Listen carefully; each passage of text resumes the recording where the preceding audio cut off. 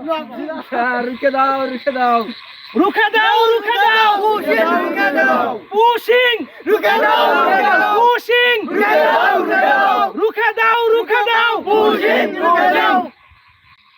আমরা চুয়াডাঙ্গা জেলার দর্শনার সীমান্তবর্তী নিমতলা বিওপি ক্যাম্পের কর্ম এলাকার আকুন্দবাড়িয়া গ্রামের সাধারণ জনগণ। আমরা এই সাধারণ জনগণ আজকে এই সীমান্তে এসেছি আমরা রাত্রে। এই জন্য এসেছি, আপনারা জানেন যে সারা বাংলাদেশে এখন পুশিং হচ্ছে। আমাদের পার্শ্ববর্তী রাষ্ট্র, এটা আমরা কখনোই তাদের কাছ থেকে প্রত্যাশা করিনি যে ওনারা আমাদের দেশে পুশিং করবে, এটা আমরা কখনোই প্রত্যাশা করিনি তাদের কাছ থেকে। তারপরেও হচ্ছে সেটা। আমরা এই পুশিং প্রতিরোধের জন্য সম্মিলিতভাবে আমাদের গ্রামের জনসাধারণ এবং আমাদের এই নিমতলা বিওপি এবং দর্শনা বিজিবি ক্যাম্পের যে সকল কর্মকর্তারা আছেন, তিনাদের সাথে আমরা সম্মিলিতভাবে আমরা এই সীমান্তে যাতে পুশিং না হয় তা রক্ষার জন্য আমরা ওনাদের সাথে কাজ করতে প্রস্তুত। আমরা দিন রাত 24 ঘন্টা পর্যায়ক্রমে আমরা গ্রামে সাধারণ মানুষ আসব। সাধারণ মানুষ এসে আমাদের যে সকল বিজিবির কর্মকর্তারা আছেন তিনাদের সার্বিক সহযোগিতা আমরা করতে প্রস্তুত। আমাদের এক বিন্দু রক্ত থাকতে আমরা এই দেশের সার্বভৌমত্বের প্রতি আমরা কাউরের হস্তক্ষেপ করতে দেবো না। সেটা যে রাষ্ট্রই হোক না কেন, আমরা এটা প্রতিহত করব এবং প্রতিহত করতে চাই। যে আমরা আজকে যারা এসছি, আমরা শুধু আমাদের মধ্যে সীমাবদ্ধ রাখবো না, আমাদের গ্রামের যিনারা আছেন আমরা সকলকে এটা বলবো। আমরা নারী পুরুষ সম্মিলিতভাবে আমরা প্রত্যেকটা দিন সীমান্তে সন্ধ্যা থেকে সকাল পর্যন্ত, সকালে আবার নতুন গ্রুপ আসবে, সেই গ্রুপ সকাল থেকে সন্ধ্যা পর্যন্ত পর্যায়ক্রমে আমাদের বিজিবির যে সকল কর্মকর্তারা আছেন তিনাদের সাথে আমরা এখানে সার্বভৌমত্ব রক্ষার জন্য সদা প্রস্তুত থাকব।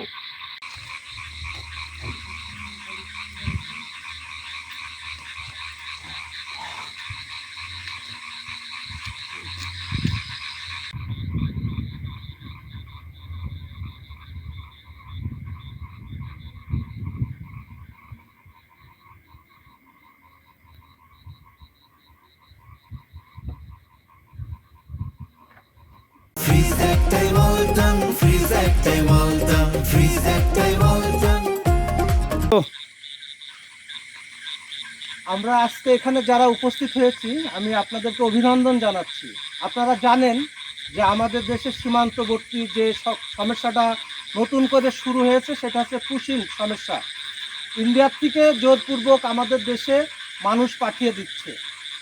আমাদের স্বাধীন রাষ্ট্র, আমরা এই রাষ্ট্রের নাগরিক, এই রাষ্ট্রের প্রতি আমাদের অত্যন্ত শ্রদ্ধা ভালোবাসা।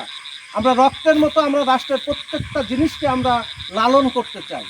আমাদের পার্শ্ববর্তী রাষ্ট্র ইন্ডিয়া, সেই ইন্ডিয়ার প্রতিও আমাদের শ্রদ্ধা আছে, এই জন্যই শ্রদ্ধা আছে, ওটা আমাদের প্রতিবেশী রাষ্ট্র।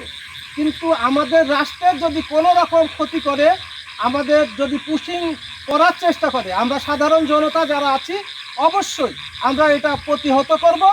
সবাই কি আপনারা সবাই একমত? আর একটা বিষয় আমাদের জানতে হবে, সেটা হচ্ছে আপনারা জানেন যে আমাদের সীমান্ত রক্ষী যে বিজিবি কর্মকর্তারা আছেন বা বিজিবির লোকজন আছেন, এখানে সীমিত সংখ্যক, যেটা প্রয়োজন হচ্ছে সেই পরিমাণ নেই।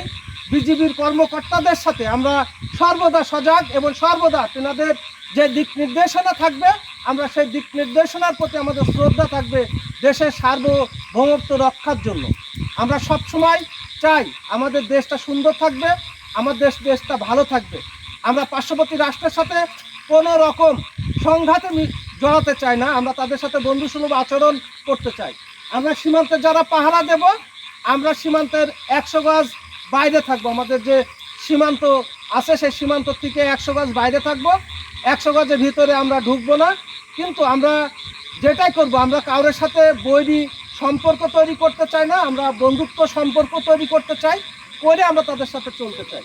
কিন্তু আমাদের সাথে যদি কোনো রকম তারা চেষ্টা করে খারাপ ব্যবহার করার জন্য, আমাদের জীবন থাকতে আমরা কখনোই তাদেরকে এই রাষ্ট্রে ঢুকতে দেব না। ঠিক আছে, এই জন্যই ঢুকতে দেব না। তারা এই রাষ্ট্রের মানুষ না, তারা জোরপূর্বক এটা শুরু করেছে। সারা বাংলাদেশে যেমন হচ্ছে, আমাদের আজ সকালেও আমরা শুনেছি যে এখানে হয়েছে। আমরা সম্মিলিতভাবে সবাই এসেছি, প্রয়োজন বোধে আমরা সারা গ্রামের মানুষ পর্যায়ক্রমে আমরা প্রত্যেকদিন রাত দিন 24 ঘন্টা আমাদের বিজিবির যে সকল কর্মকর্তা আছে তাদেরকে সহায়তা করার জন্য আমরা পাহারা দিতে প্রস্তুত। কি আপনারা সবাই একমত না? আমাদের দেশের মাটিতে কোনো ইন্ডিয়া নিয়ে আসতে পারবে না।